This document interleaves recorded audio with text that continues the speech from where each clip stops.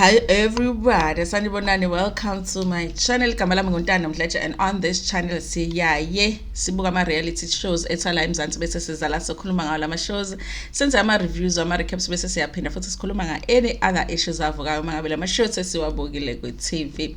Siyaphinda-ke futhi sikhulume ngama-celebrities kanye nama-YouTubers ethu ala eMzansi. If it's your first time joining us today, please press the subscribe button la ngezansi only if you like our content, and also the notification bell so that you can get notifications. There's also a join button for those who want to be members of this channel, and we appreciate all our members. There's a thanks button for those who want to thank the channel. Also, we appreciate everybody that watches adverts on this channel. Thank you so much, you guys. Listen, I wanted to do this video yesterday, you guys, but I was still so bothered. So I was like, let me do that funny video your time on his team so we can laugh a little, you know.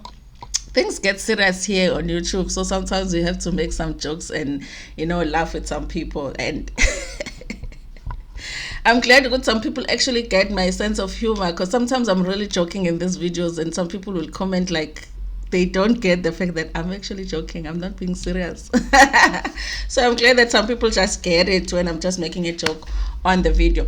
So guys, I was so bothered by this interview that the girl who was accused and convicted of murdering Flabba, the musician, did with Mag's podcast and chill, you guys. I watched an interview. I rushed to that interview because I really just wanted to hear what she has to say, because I haven't heard it from her own mouth on that day. I had no idea that she was actually there because she is promoting a documentary that is about to come out, even though I do not have I didn't even get the details of where the documentary is going to be, when and how. I didn't even get that because I was just so shocked by what I was saying kule interview, you guys. Listen, when it comes to her doing the documentary, guys, I do feel like she does have a right to do it, especially because obviously all of the stories that we heard from other people, we heard from the family, from the friends, and also they did do that reenactment on Moja Love.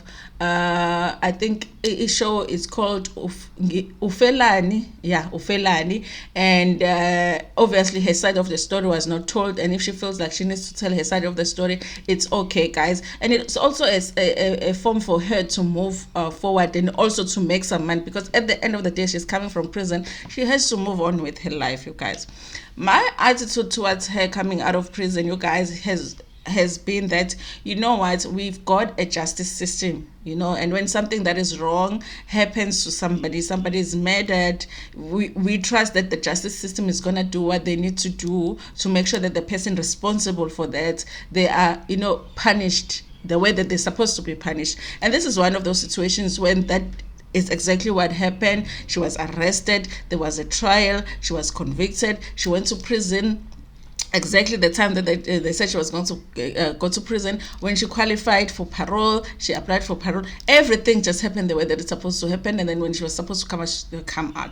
So honestly, when it comes to her being punished for what happened, even though there's questions on whether it was a mistake or whatever from other people, that is, but she was punished. You know, she didn't run away. You know, it's not like she was never arrested, got arrested. She's been in prison, you guys. So I feel like she's been punished for what happened. You know, now it's time to come out. So now if it's time to come out, like, she can't come out now and come hide in the house at home and not do anything. She has to move on, guys. Like, she has to live her life. I understand that at some point she has to be happy. At some point she'll probably get married, have kids, all of that stuff. Even though it's gonna be painful for the family to see, family ka Flabba, but what else can we do? Because the justice system said this is the number of years you're going to get, and after this number of years you're going to get parole, and that's exactly what happened. And now she is out, you guys.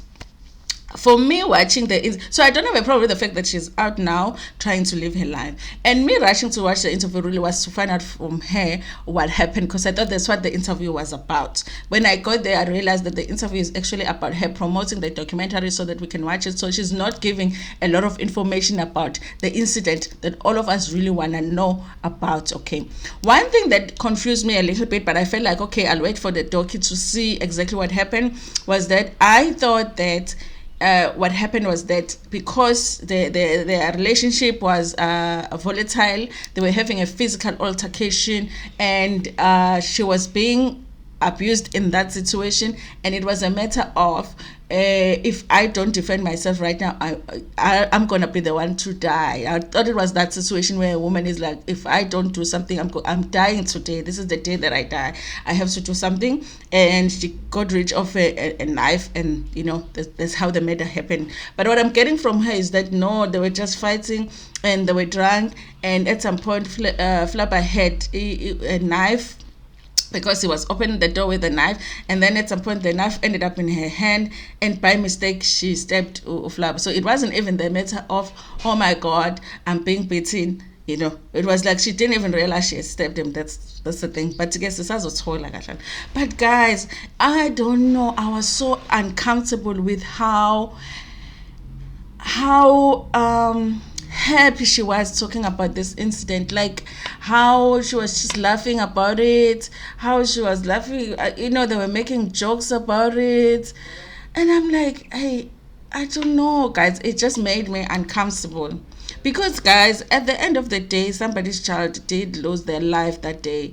There are parents out there who do not have a son today because of what happened that day. You might have gone to prison and got and served your time, but they are still serving the time because their child is not here. There are friends who still don't have that friend today because of what happened. You served your time, they didn't. So I felt like I wanted a little bit of sensitivity in talking about the situation. And I know that with Magji and Usol, everything is a joke. But I felt like from her, I expected better. I wanted to be happy, girl, but I don't want you to be happy while talking about that murder. I want you to joke, but don't joke while talking about somebody's child losing their life. It was so uncomfortable for me to watch. I've never been so uncomfortable watching somebody being happy. I'm like, you're too happy right now. Can we not be this happy while talking about this particular subject? Just this time. You can talk about going to the club and whatever another time and whatever. It was just like, hi man, ujabule kakhulu lo muntu lona.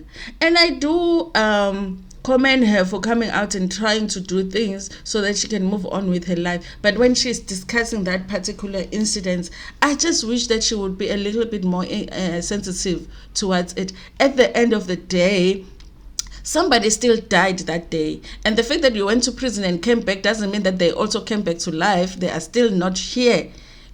Can you consider that when you're talking about it? She was too jolly, you guys.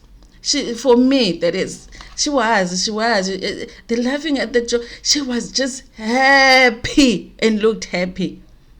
Am I weird in feeling like there was just too much happiness in that interview that it made me feel uncomfortable?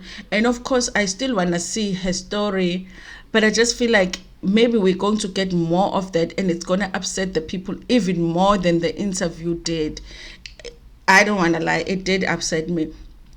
And I was bothered by the fact that, why am I bothered that a woman is happy after going through such? But I realized that it's not that I don't want her to be happy, but I feel like when she's talking about this particular situation, I would like to see a little bit more like her being sensitive to the fact that now I'm talking about somebody's murder. This is what went on, I didn't like it, you guys. I don't know what you guys felt about it. I'm definitely gonna watch her story when she finally tells it, and I will probably review it.